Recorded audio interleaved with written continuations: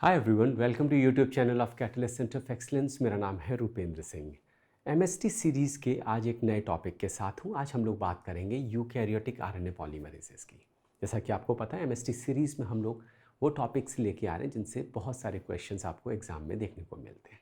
Molecular biology एक ऐसी unit है जिसमें मैक्सिमम चीज़ें इंफॉर्मेशन बेस्ड हैं।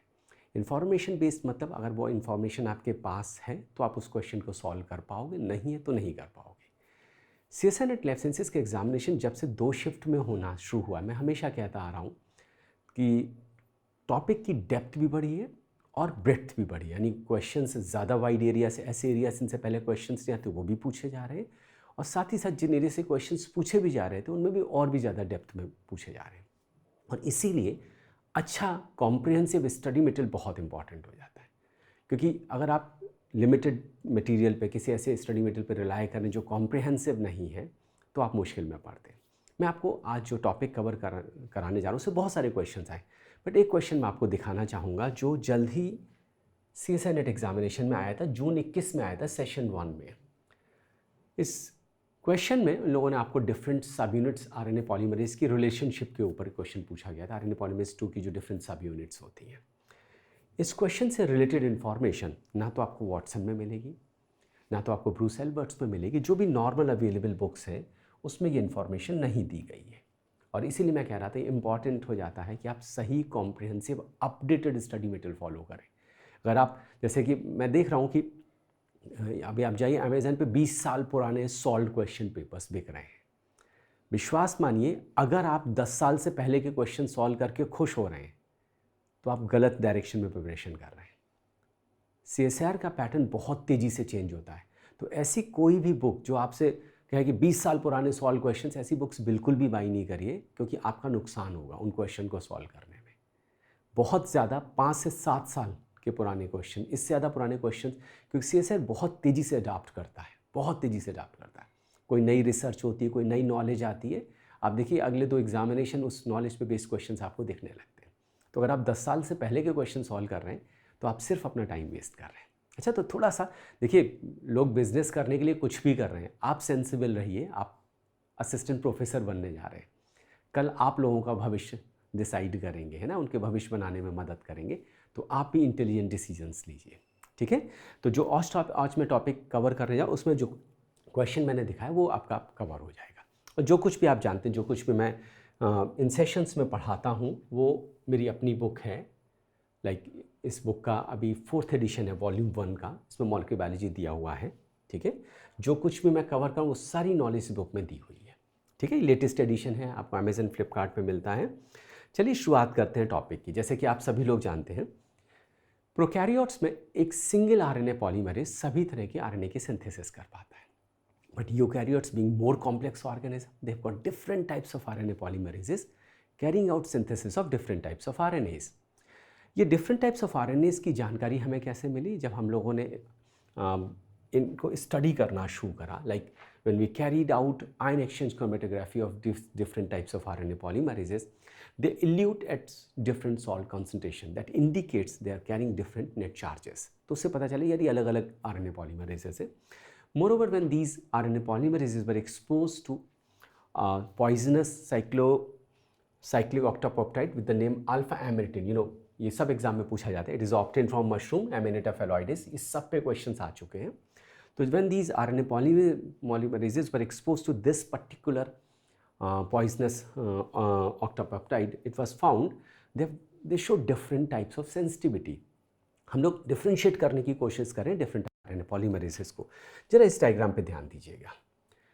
ठीक है, इस डायग्राम में देखिए एक्स एक्सिस पे अल्फा एमिनेटिन का इंक्रीजिंग कॉन्सेंट्रेशन, इधर से इधर जाने पे कॉन्सेंट्रेशन इंक्रीज हो रहा है, और वाई एक्सिस पे आप देखिए परसेंट मैक्सिमल एक्टिविटी, यानी यहाँ पे 100% मैक्सिमल एक्टिविटी, आप नीचे की ओर आ रहे हैं तो परसेंट मैक्सिमल एक्टिविटी डिक्रीज कर रही है। ठीक है, तो आप एक चीज़ नोटिस करिए, देखिए लोअर कॉन्सेंट्रेशन अगर हम लोग बात करें, सोचिए इस कॉन्सेंट्रेशन की बात करते हैं, इस पर्टिकुलर इतने कॉन्सेंट्रेशन पर अगर आप देखें इस पॉइंट पे, तो आरएनए पॉलीमरेज 1 इनसेंसिटिव है। If you are keep on increasing concentration it remains unaffected. RNA polymerase 2, आप देखिए इस पॉइंट पे आते आते आरएनए पॉलीमरेज 2 की एक्टिविटी डिक्लाइन करने लगी, यानी it is sensitive to this particular poisonous octopeptide. and further increase in concentration, if you bring concentration to this point, RNA polymerase की activity 0 पहुंच चुकी है, ठीक है. But till this point RNA polymerase 1 and even 3 it is also remains unaffected. It also remains unaffected. So at lower concentration it is RNA polymerase 2 which is sensitive, and RNA polymerase 1 and 3 remains unaffected. They are insensitive to this lower concentration of alpha amanitin. If you further increase this concentration to like this, if we reach at this point, okay, at this concentration, RNA polymerase 1 still remains unaffected. There is no decline in the percent maximal activity of RNA polymerase 1, but RNA polymerase 2 has already been, its activity percent and maximal activity has been brought to 0. But at this concentration, you see, even RNA polymerase 3 shows a decline in percent maximal activity. Okay, so at higher concentration, RNA polymerase 2 and 3 both are sensitive, but at lower concentration, it is only RNA polymerase 2 which is sensitive to this alpha amanitin. Okay, so now look at this. Like at very low concentration of alpha amanitin, RNA polymerase 1 and 3, RNA polymerase 1 and RNA polymerase 3 is insensitive to alpha amanitin, but RNA polymerase 2 is very sensitive. अभी मैंने आपको graph में show भी किया हुआ है कि sensitivity क्यों है, ये भी आपके यहाँ क्वेश्चन बन सकता है, पूछा जाता है इस टाइप के क्वेश्चन. तो ये सेंसिटिविटी क्यों है? RNA polymerase 2 is very sensitive. क्यों? As the drug binds near the active site of the enzyme, ठीक है, अल्फा एमिनेट कहाँ पे बाइंड कर RNA polymerase 2 को? RNA polymerase 2 की एक्टिव साइट पे बाइंड कर, और क्या करता है? It inhibits translocation of the enzyme along the DNA template, है ना. इनिशिएशन, ट्रांसलोकेशन आपने स्टेप्स पढ़ी हुई है, टर्मिनेशन, ट्रांसक्रिप्शन को 3 स्टेप्स में हम लोग पढ़ते हैं. ट्रांसलोकेशन स्टेज पे ये RNA polymerase के मूवमेंट को इन्फ्लुएंस करेगा, जिसकी वजह से RNA polymerase 2 अपना फंक्शन नहीं कर पाता है. ठीक है, ये कब बात हो रही है? जब हम वेरी लो कॉन्सेंट्रेशन की बात कर रहे हैं. अगर हम लोग कॉन्सेंट्रेशन फर्दर इंक्रीज करें, 1000-fold इंक्रीज इन कॉन्सेंट्रेशन अगर कर देते, at that concentration even RNA polymerase 3 gets inhibited. अभी मैंने आपको ग्राफ में शो किया था. RNA polymerase 2 ऑलरेडी इनहिबिट हो चुका, but RNA polymerase 1 still continues to be unaffected. So with the help of alpha amanitin, you can differentiate these different types of RNA polymerases. Okay. One more thing, like हम लोग बार बार कह रहे हैं कि RNA polymerase 2 is very sensitive to alpha amanitin. That means if somebody consumes this mushroom or this poisonous substance, he must die. Yes, death do occur, but this death does not occur immediately for the simple reason क्योंकि when the person ingests this alpha amanitin, उस समय उसकी body में already present RNAs होंगे which will continue to carry out translation till some time. Okay, since जब आप consume करो उस समय ट्रांसक्रिप्शन रुको, उसके पहले जो RNA प्रेजेंट है वो तो अपना काम करते रहेंगे. और इसीलिए when somebody consumes this octopeptide, this poisonous substance, he does not die immediately, but death slowly occur होती है, क्योंकि ऑलरेडी प्रेजेंट RNA उससे ट्रांसलेशन होता रहेगा. जब वो एग्जॉस्ट हो जाएगा तब इसके इम्पैक्ट शो होंगे, और इसीलिए नॉर्मली डेथ जो है स्लो होती है. So they act slowly, and death usually from liver dysfunction occur several days after mushroom injection. बात समझ में आ रही कि कुछ समय के बाद उसकी वजह वही है कि this is in part that reflects a slow turnover of eukaryotic mRNA and proteins, क्योंकि ऑलरेडी प्रेजेंट RNA से सिंथेसिस होती रहेगी. जब वो एग्जॉस्ट हो जाएगा, न्यू RNA नहीं बन रहा, तब उस पर्सन की डेथ होगी. ठीक है, तो ये तो तरीका हो गया जिसकी मदद से हम लोग डिफ्रेंशिएट कर पा रहे हैं different types of RNA polymerases को. देखिए, RNA पॉलीमरेज 3 ही तरह के नहीं पाए जाते, 2 तरीके के और पाए जाते हैं. आइए आगे देखते हैं. Plants contain 2 additional nuclear RNA polymerases with the naming RNA polymerase 4 and 5. ये बेसिकली ट्रांसक्रिप्शनल साइलेंसिंग जो हम लोग पढ़ते हैं siRNA की मदद से, उसमें इंपॉर्टेंट रोल प्ले करते हैं. तो ये रेगुलेटरी RNA का टॉपिक है, वो बाद में वहाँ पढ़ेंगे. हाँ, यहाँ आप लोग चूँकि बेसिकली RNA पॉलीमरेजेस पे कॉन्सेंट्रेट कर रहे हैं. तो इस टेबल में देखिए, ये टेबल बहुत इंपॉर्टेंट, बहुत क्वेश्चन इस टेबल से आते हैं, है ना. RNA पॉलीमरेज 1 कहाँ पाया जाता है? न्यूक्लियोलस में. किस टाइप के RNA के ट्रांसक्रिप्शन में हेल्प करता है? rRNA. कौन कौन से rRNA? 28, 18, 5.8 एंड इन rRNAs का. देखिए यहाँ पे 5s rRNA मेंशन नहीं किया गया है. उसकी सिंथेसिस कौन करता है? RNA polymerase 3. अच्छा, ये सब एग्जाम में क्वेश्चंस बनते हैं. बाकी RNA पॉलीमरेज 2 mRNAs के लिए है ना, snRNA, snRNA इनकी सिंथेसिस में पार्टिसिपेट करता है. टेलोमेरेज RNA में भी पार्टिसिपेट करता है. और अगर हम RNA पॉलीमरेज 3 की बात करें तो 5s RNA, tRNA, U6 snRNA, इन सब की. तो ये बहुत इंपॉर्टेंट टेबल है. यहाँ पे देखिए सेंसिटिविटी शो करा गया है. RNA polymerase 1 is very insensitive. आपने देखा हायर कॉन्सेंट्रेशन पे भी उसकी परसेंट मैक्सिमल एक्टिविटी पे कोई फ़र्क नहीं पड़ रहा था। RNA polymerase 2 was very sensitive at very low concentration also. Alpha amanitin was able to stop its percent maximal activity. And you see RNA polymerase 3 is intermediate sensitive, shows intermediate sensitivity.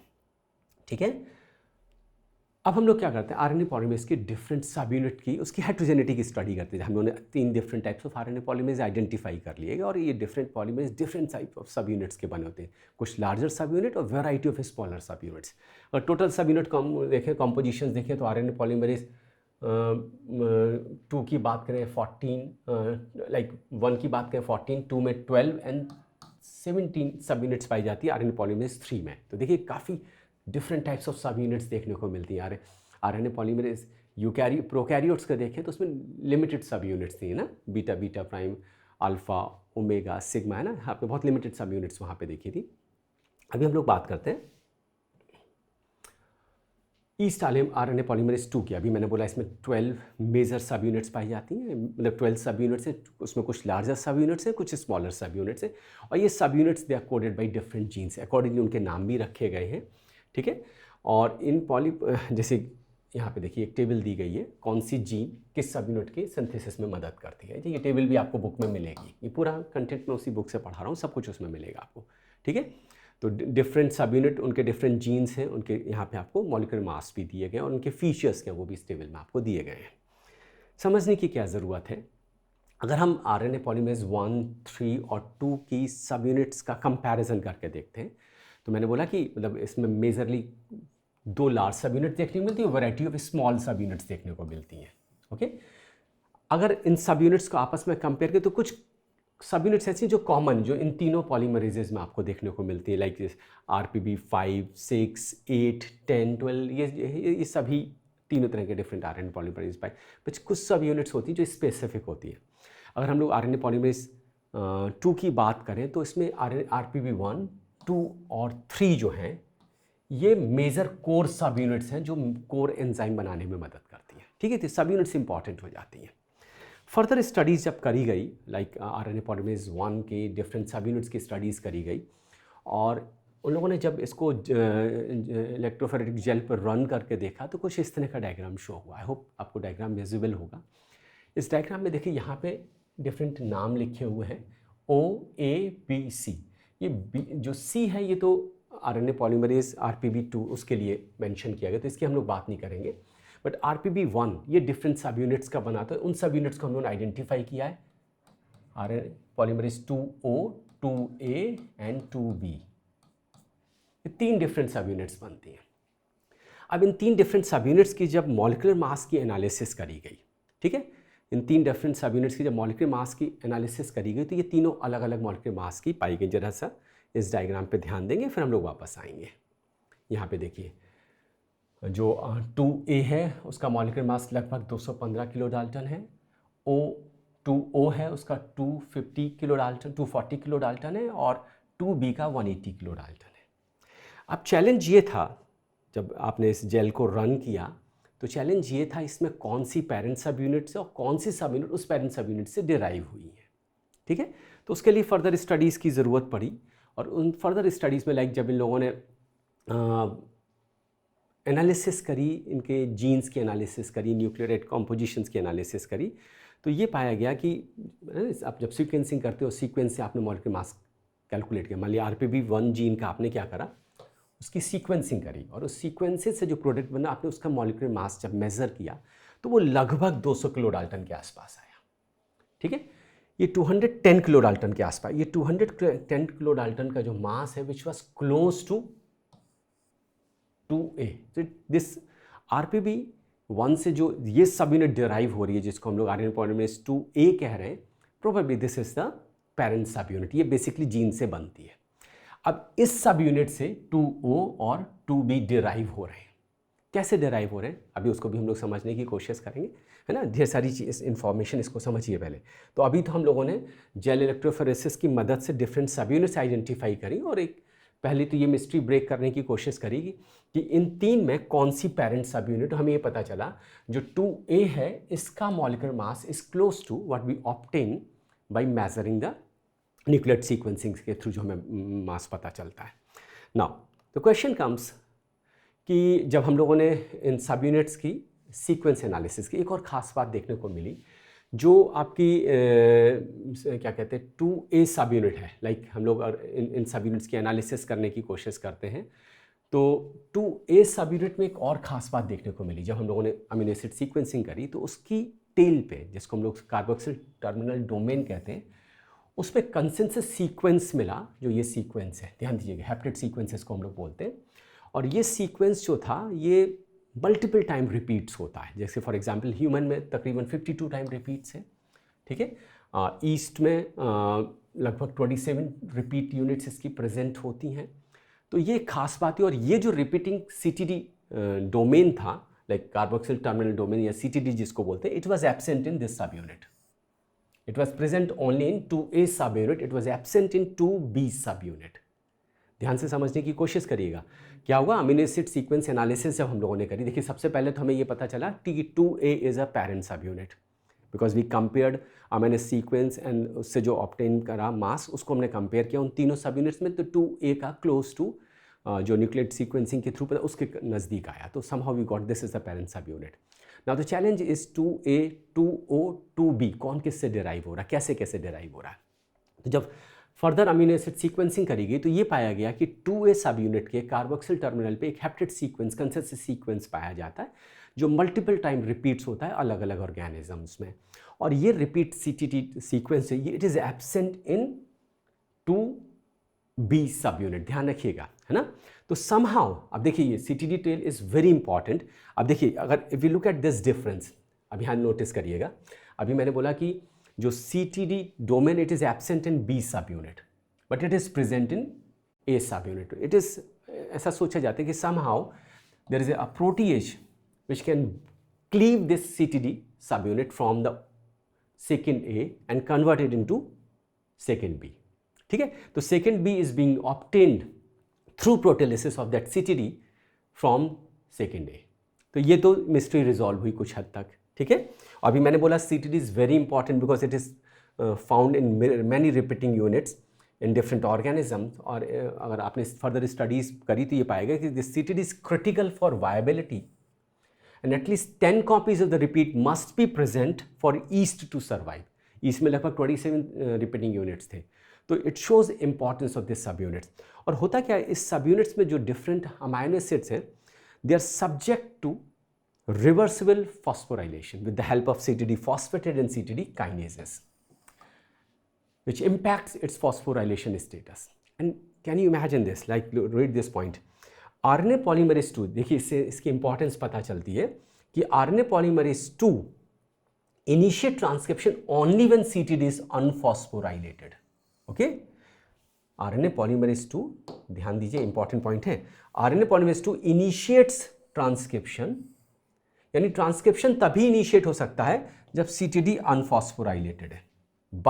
But यही notice करिए, translocation के लिए, है ना, जब next stage पे हम लोग जाते हैं, इलोंगेशन स्टेज पे जाते हैं, इनिशिएशन के लिए you need unphosphorylated CTD tail, but for elongation stage CTD has to be phosphorylated. तो यहाँ पे देखिए रिवर्सिबल फॉस्फोराइलेशन CTD का with the help of CTD kinase and phosphate, उसकी इंपॉर्टेंस आपको समझ में आ रही है, ठीक है। तो CTD टेल जैसे मैंने बोला it is critical for viability. क्यों? क्योंकि इनिशियल जो इलोंगेशन फेज पे इसका डिफरेंशियल फॉस्फोराइलेशन स्टेट बहुत इंपॉर्टेंट हो जाता है। नाउ द क्वेश्चन कम्स, अभी हम लोगों ने 2A और 2B की मिस्ट्री रिजॉल्व कर ली। अगर आप देखें 2O, इसका मॉलिक्यूलर मास 240 किलो डाल्टन, देखिए इसका 180 है, तो 215 वाले से हम मान सकते हैं प्रोटीलिसिस के थ्रू आपने CTD डोमेन को हटा दिया, कार्बोक्सिल डोमेन को हटा दिया, तो 180 kD का बना, और ये इसके प्रोटीलिसिस से डिराइव हुआ है।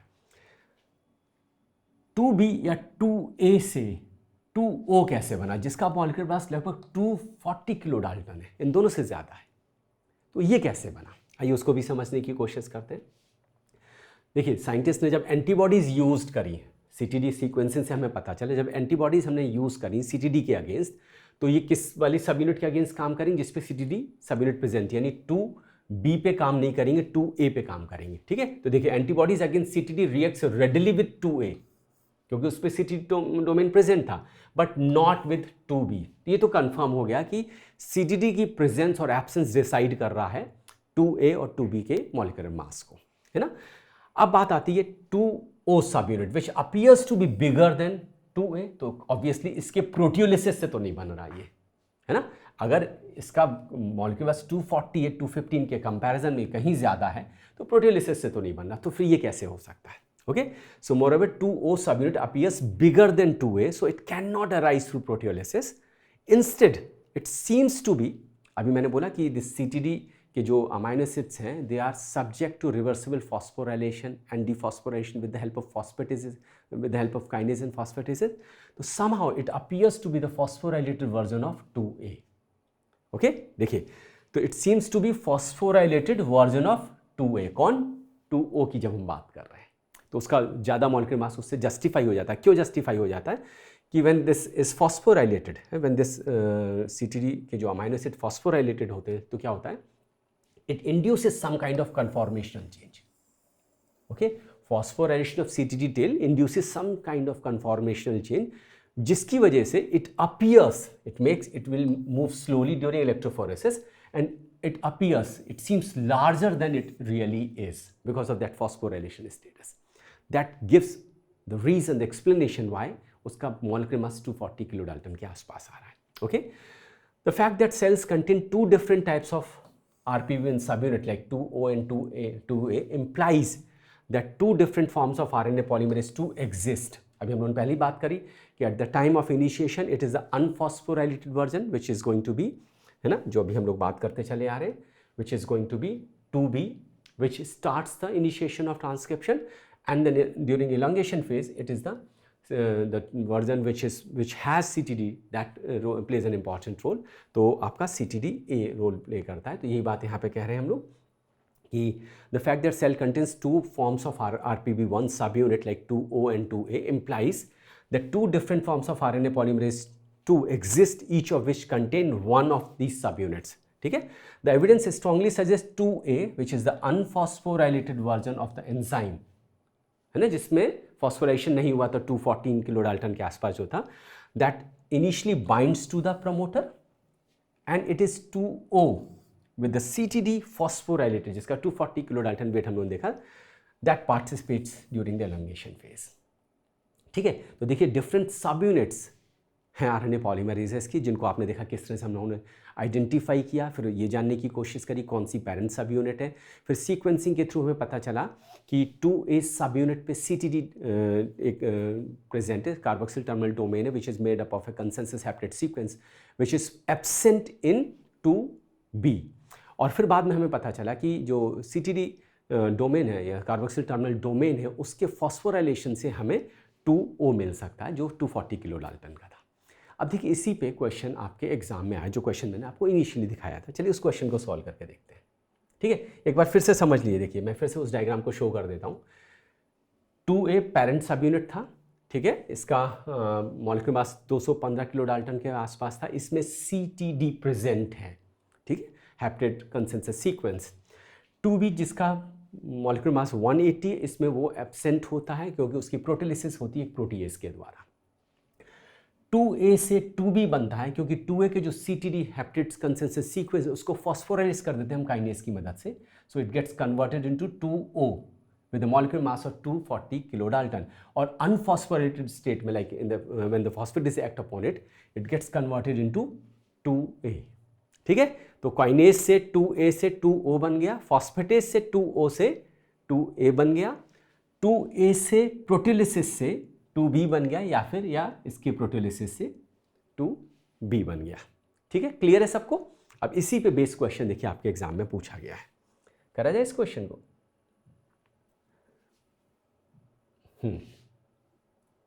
देखिए इस क्वेश्चन को सॉल्व करिए। क्या कह रहा है, which one of the following schematic depicts the potential relationship among the subunits 2O, 2A and 2B of RNA polymerases। ध्यान दीजिए कौन सा आंसर होगा इसका, अभी मैंने आपको बताया। ठीक है, कौन से सब यूनिट से क्या बन रहा है। अब देखिए इन्हें यहाँ बोला 2A के प्रोटीएस प्रोटीएज नहीं था, काइनेज से 2A से 2O बनना है, तो ये नहीं हो सकता है ना, ये नहीं हो सकता। ऐसे करके देखिए 2A फॉस्फेटेज, ये भी नहीं हो सकता। इधर देखिए 2A के फॉस्फेटेज, ये भी नहीं हो सकता है ना। अभी आपको क्या बताया, 2A को प्रोटीएज से 2B बना रहे हो, काइनेज की मदद से 2A से 2O को कन्वर्ट कर रहे हो, फॉस्फेटेज की मदद से 2O से 2A बना रहे हो, और 2O या 2A के प्रोटीएज से 2B बन रहा है, यानी A करेक्ट आंसर हो जाएगा। ठीक है, अब देखिए इस टाइप के क्वेश्चंस में बार बार कह रहा हूँ ना, CSIR की डेप्थ इंक्रीज हो रही है।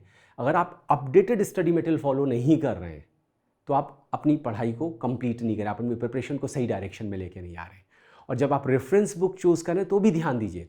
देखिए cell biology, molecular biology, developmental biology, plant physics, ये ऐसे एरियाज़ हैं जो हर 2-4 साल में बहुत चेंजेस आते हैं, और इसीलिए आप देखिए हर 3-4 साल में नई बुक आ जाती है, नए एडिशंस आ जाते हैं। तो अगर आप लेटेस्ट एडिशंस फॉलो नहीं कर रहे हैं, और इसीलिए मैं कह रहा हूँ अगर आप 10 साल से पहले के क्वेश्चन सॉल्व कर रहे हैं ना, अगर आपने कोई इस टाइप की बुक बाई कर रखी है, आपने कोई ऐसा मटेरियल कलेक्ट कर रखा है जहाँ पे 10 साल से पहले के क्वेश्चन सॉल्व कराए जा रहे हैं, या किसी ऐसे यूट्यूब चैनल को फॉलो करते हैं, तो प्लीज़ ये सब बंद कर दीजिए। ये बहुत ही कॉम्प्लेक्स एग्जाम है, बहुत ही एडवांस्ड एग्जाम है, लेटेस्ट नॉलेज पूछी जाती है। बात समझ में आई? देखिए कैटलिस्ट की MCQ बुक जब हम लोग डिज़ाइन करते हैं, हम लोग इन सब चीज़ों का ध्यान रखते हैं। अच्छा, आपसे पैसे ऐंठने के लिए उसके टॉपिक पे 20 साल के क्वेश्चन करके हम आपसे 900 रुपये, 1000, 1000 रुपये की किताब नहीं बेचते, जानबूझ के नहीं करते हैं, क्योंकि हम एग्ज़ाम की सेंटिटी को समझते हैं, एग्ज़ाम की इंपॉर्टेंस को समझते हैं। कैटलिस्ट की बुक अगर इतने सालों से मार्केट में आप लोगों ने इतना अप्रिशिएट किया है, तो उसकी वजह है कि हम लोग उसको अपडेट करते रहते हैं, एग्ज़ाम के हिसाब से उसको मॉडिफाई करते रहते हैं। ठीक है, तो ये देखिए लेटेस्ट क्वेश्चन एग्जाम में आया, और इसकी थ्योरी की बुक भी आपको, इसका थ्योरी का कंटेंट भी आपको हमारी थ्योरी की जो latest fundamental of life sciences का वॉल्यूम 1 4th एडिशन अभी आया है, जस्ट 1 मतलब 10 डेज़ 15 डेज़ हुआ है। उसमें पूरी नॉलेज दी गई, जो मैंने आज पढ़ा है वो सारा उसी बुक से है। आप उस बुक को बाई कर सकते हैं, सारी नॉलेज आपको मिलेगी। बहुत सारे ऐसे टॉपिक उस बुक में दिए गए जो रिसेंटली एग्जाम्स में पूछे गए, जो आपको पुरानी बुक्स में नहीं मिलेंगे। और अगर आप उन एरियाज़ को तैयार नहीं कर रहे हैं तो आप शुरुआत ही लेट कर रहे हैं। ठीक है, चलिए फिर नए टॉपिक के साथ फिर से मिलेंगे, एक नए टॉपिक के साथ, एक नई कॉन्सेप्ट के साथ जल्द ही आऊँगा आपके सामने। Thanks for watching this video.